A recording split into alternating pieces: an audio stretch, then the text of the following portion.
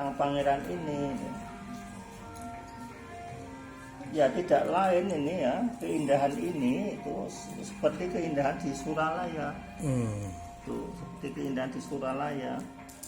Ketika itu pertemuan antara Ratih dan Semara. Kemudian tidak akan diceritakan perkataan orang-orang di dalam istana itu. Kemudian itu berkatalah sang raja itu sambil tersenyum, tersenyum bersinar itu kepada Raden Galuh, pada putri itu, pada putri-putri itu. Lah pada gamelan ini, lah anakku, pukulah gamelan itu, bunyikanlah gamelan. Sekarang kamu itu nanti berguru saja kepada kakakmu. Iya. Kang tabuh dipun. Ya nanasar kang anakku. Kalau kamu nanti itu menabuhnya itu salah, itu, dipun winarahan ini itu, kamu akan dibantu, akan diajari gitu ya. Sri Nerpawadu asmu ewa denira angrungu pantan katuju ing tuas. Nah itu sang permaisuri itu agak mangga ya. Kenapa? Karena dia tidak menjadi sasaran pembicaraan sang raja itu loh.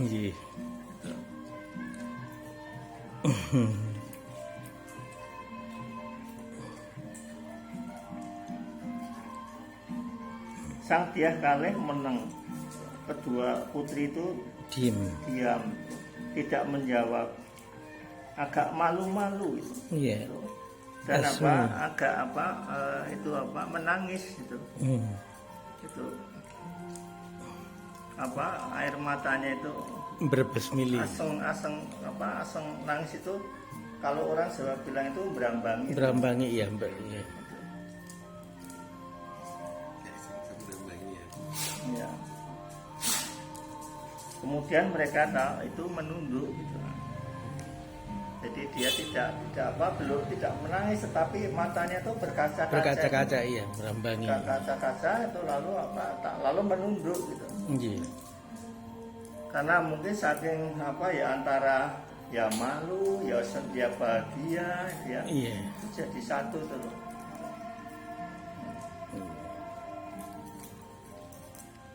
Ini 66 sampai 70 ini diajarkan kepada kita tentang etika, di dalam perjodohan ya Romo. Ya.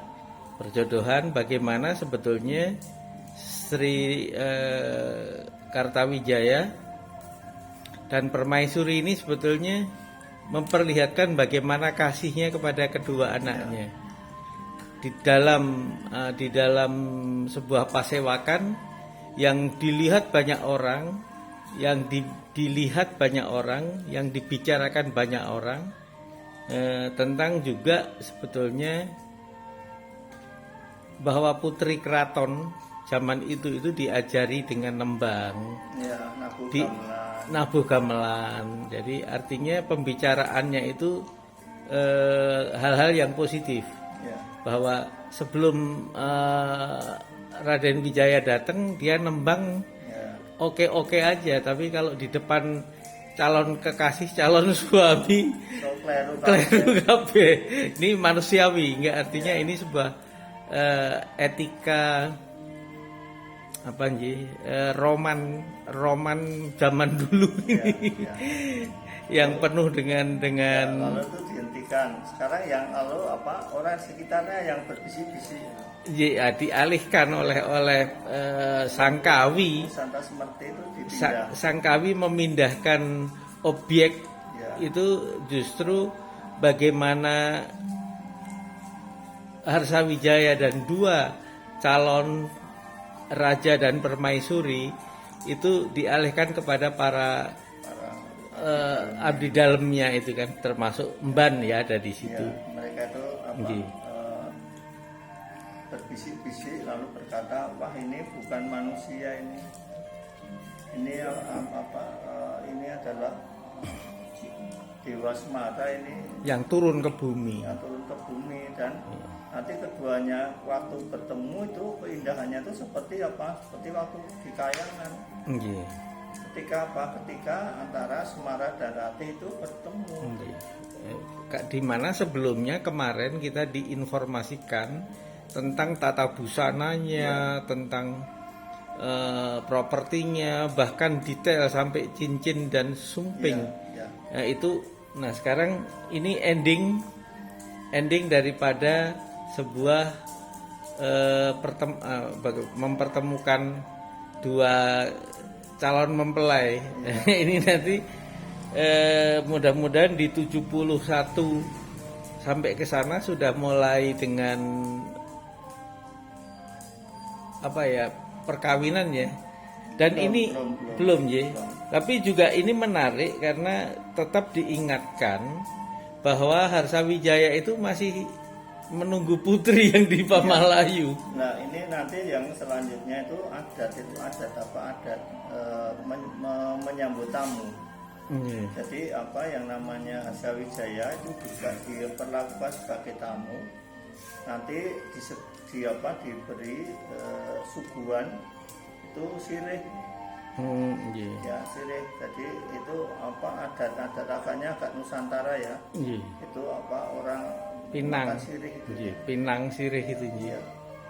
Nah, itu nanti bagaimana putri-putri nanti melayani Harsawijaya itu ya. Di Harsawijaya itu dilayani oleh putri-putri yang dua ini. Ya, calonnya itu. Ini yang dahsyat ini mengkawinya. Ya. Bagaimana sebetulnya psikologi ritme cerita ininya itu dibangun sedemikian rupa sehingga menjadi sebuah tauladan. Ya, ini kalau menurut saya kalau ini menjadi film itu kan sudah bisa kadang-kadang sana yang disorot. Iya. Sudah yang disorot, kadang-kadang sini yang disorot gitu ya. Sudah diplot. Ya, jadi sebetulnya inti hadsanya sudah jelas. Ya. Ininya cerita-cerita masa lalu itu sebetulnya sudah memikirkan itu, makanya karya-karya sastra yang lebih dahulu itu sebetulnya sudah mengandung ini pilahan-pilahan, detail pilahan dialihkan kembali lagi ke situ sudah dengan suasana yang lebih. Ini sudah sampai kepada bagaimana dua putri dipertemukan dengan Harsawijaya yang masih canggung-canggung. Mereka dua-duanya masih saling malu. Iya.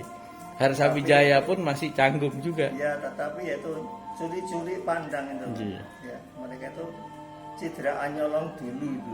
Iya. Jadi nyuri-nyuri pandang juga itu. Nah, kita besok ke bagaimana sebetulnya etika pacaran. Nah, ini. Ya, itu jadi raja pun menyambut Harsawijaya itu bukan sebagai anak angkat, tapi juga dianggap sebagai tamu. Ya. Yang dihormati itu. Maka nanti ada sajian sirih-sirih itu juga.